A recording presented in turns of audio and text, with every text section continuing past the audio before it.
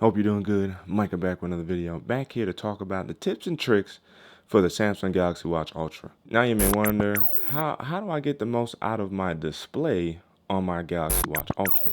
Well, again, if you come in here to settings and we scroll until we find display, we click on display. And right here, you can adjust your brightness. So either you want to do a manual adjustment of your brightness and leave it one constant value. In my opinion, you lose more battery life from that perspective. And this is why I recommend using adaptive brightness, because it allows the ambient sensor to gauge the amount of brightness you need for your watch. That way you can get the most out of your display without having to seep unnecessary battery life. The other option you have is always on display, something I like to use because my watch should always tell time. And this would leave the display on even when your wrist is not directed towards you or you have not flicked the wrist to raise your display or wake up your device. And as you see, raise wrist to wake is active, and other ones that are active automatically is touch screen to wake as a result of always on display.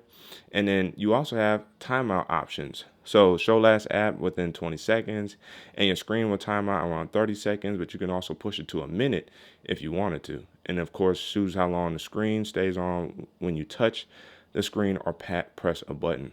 And so that's how you can get the most out of your display on your Galaxy Watch Ultra. Another great idea you can use on your Galaxy Watch Ultra, if you use a lot of media and you want to control it from your watch instead of always having to access it on your phone or maybe even through your earbuds, if you come into settings and you hit on advanced features, you can scroll down here to the bottom where it says auto launch media controls.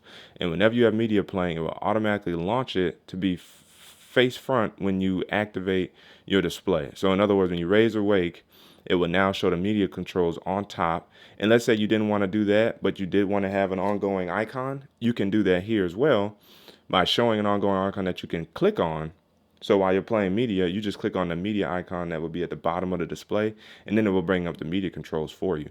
And so those are a couple more options that you have to use when it comes to your Galaxy Watch Ultra to make the most out of your display. The other thing is your status indicators. You can hide after 2 seconds, or you can show always, and that's basically whatever you have going on will display on the top or bottom of your display how long you want that there for. I like my display to be as clean as possible, so that's why I don't have mine on for more than 2 seconds. And that's what you have there. You also have this ability to do disconnection alerts, which will help you to essentially inform you through sound and vibration, or full screen alert with sound and vibration when you've disconnected from your phone. And so that will give you a notification on your phone. It will also let you know on the watch that you disconnected from one another. So let's say you're out and about, maybe at a restaurant and just not at home, and you leave one of your devices behind, you'll get a notification that you did so, and this will help you be able to retrack down your devices. And of course, if you have this in Samsung Find, you'll be able to locate your device as soon as possible and get it, so that way you don't lose it. That's a great feature we have here for our Galaxy smartwatches. And here's a quick battery tip for you guys. If you guys come back into settings, and this has to kind of do with your disconnection alerts just a little bit, but it's really more so in terms of location. It's called location. You don't have to have location on, okay? Location does not have to be on. You have your emergency services on, but you don't have to have your location on, because as long as it's synced or Bluetooth connected to your watch, it will be able to locate itself, and the watch will be able to or the phone will be able to locate it. Now, once disconnected, Samsung Find should still be able to find your watch without having a location on. To me, location kind of runs hand in hand with like a mobile plan, because you're then trying to use the GPS and all that type of stuff. Now, if you use your watch to do hiking and a lot of outdoor activities and you want to track your location, then of course leave this on. But for those purposes, I've turned it off because I don't really do those, and I like to prioritize as much battery life as possible on my watch. And if you're interested in more battery tips and tricks, I do have a video for you guys. I'll leave it in the description box for you guys as well. It's a straight battery tips and tricks video to get the most battery life out of your Galaxy Watch Ultra. Now, this one is an interesting one. Samsung Health. And so if we click on Samsung Health, you're going to have a plethora of opportunities here. If you want to record your heart rate on a regular basis, instead of doing manual, you can do measure continuously or every 10 minutes while still. And the other option you have is with stress, where you can measure continuously or manually only. Now, I wish they did have another option here because I would be more tempted to use that for my stress in terms of doing a 10-minute interval type situation. I think that will work more. You can also make sure you have your sleep stuff situated and what they're measuring while you're sleeping. If you wear this to sleep, I did snore detection once as opposed to all the time. I don't snore, so I could probably turn that off. And then your ages index, it's something that is constantly getting improved and something that we would like to kind of use as some level of a rough indicator of our health. That's something that I definitely hope that they continue to improve on. You can make sure you detect activities automatically. You can actually choose what activities you want to be triggered, and then you'll get an alert if you need to. So I like this because if you start walking, and you forget to actually trigger the activity, your watch will trigger it for you. And so I like that. And then you can also choose inactive time.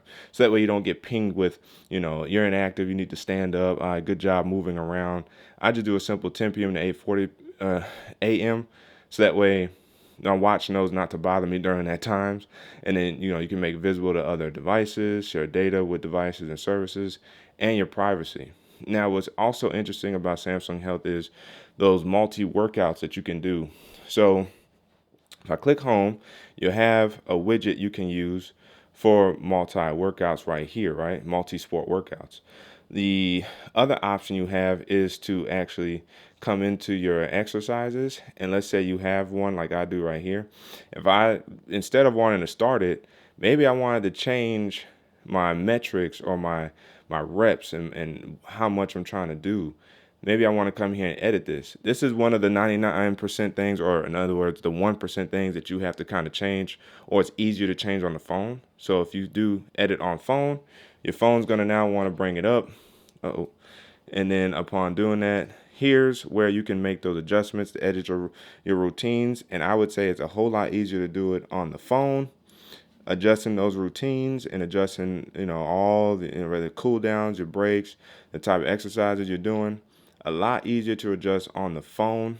And then, of course, now that I'm in here in terms of my exercises, I have some that are starred that I really prefer, using when I'm wearing this watch.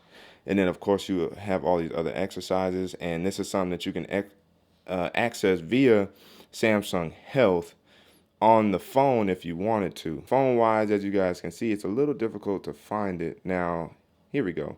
It's not. It's right here at the bottom. So my exercises, they don't call it that per se. But you have a row right here under your little sleep coach here. So it's not too far away down where you can see your exercises, then access them and change them on the phone via Samsung Health. So you can do it that way as well and not even need to watch to access your workouts and edit them. But it's good to know that you can at least edit them and or find where to edit them for the phone on the Galaxy Watch Ultra. And the last thing I want to show you guys is being able to lock your device. So if you come into settings and you come in here to security and privacy, you'll see the ability to lock and what type you can lock it with. And wrist detection will allow you to still get, information right as it detects being on your wrist. So I do like that option there. Then you have all your other privacy situations. But in terms of the lock, the types you have is pattern, pin, and as I'm on right now is none. But the great thing about setting a password is, of course, if you do lose this, people won't have access to your watch, A, and B, Samsung Wallet will be now accessible. You cannot set up Samsung Wallet without some sort of password, like passcode or PIN.